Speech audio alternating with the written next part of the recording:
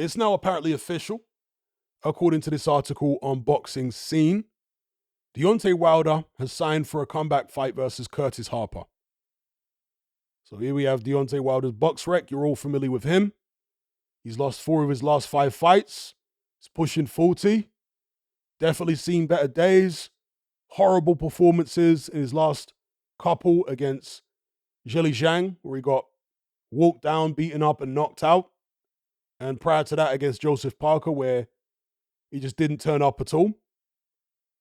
He's coming back against this guy, Curtis Harper. And according to, again, this article on Boxing Scene, a boxing official familiar with the situation said Wilder and heavyweight Curtis Parker have each submitted signed contracts to fight in a bout targeted for April 26th in Atlanta and streamed by BLK Prime. Okay, so not a major broadcaster, this BLK Prime, whoever they are, Wilder apparently will be fighting there.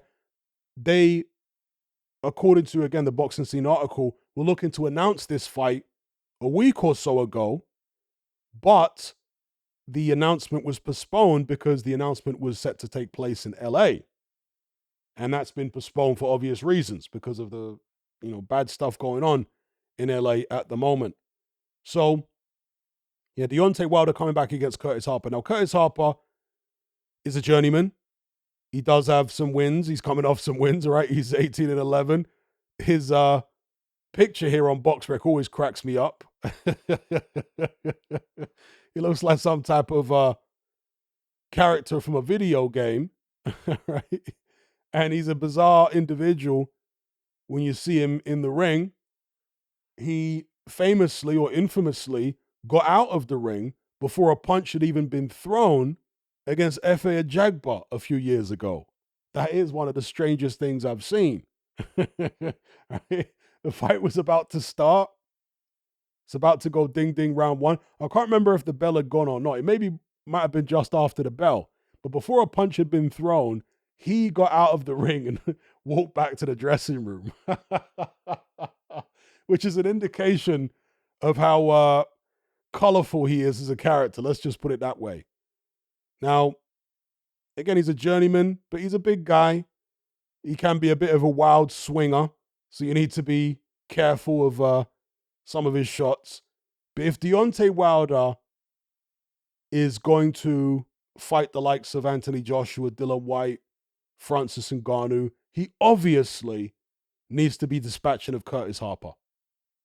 And for people to believe that he has any kind of realistic chance against the fighters I've just mentioned, not only does he need to be beating Harper, he needs to be doing it in relatively impressive fashion, knocking him out. The guy's been stopped before. Deontay Wilder was called by many people one of the greatest punchers of all time. So he needs to show people that he still has some of that power by getting this guy out of there. Right? This is not a high-level opponent, and I do not blame Deontay Wilder, given the form he's been on, for taking on somebody like this at all. I mean, what do you expect? He needs a confidence builder. His confidence is the lowest it's ever been.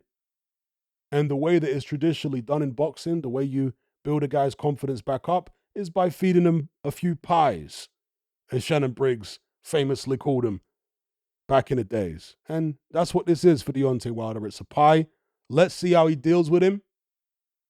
And we'll see this fight, according to Boxing Scene announced, in the next week or so.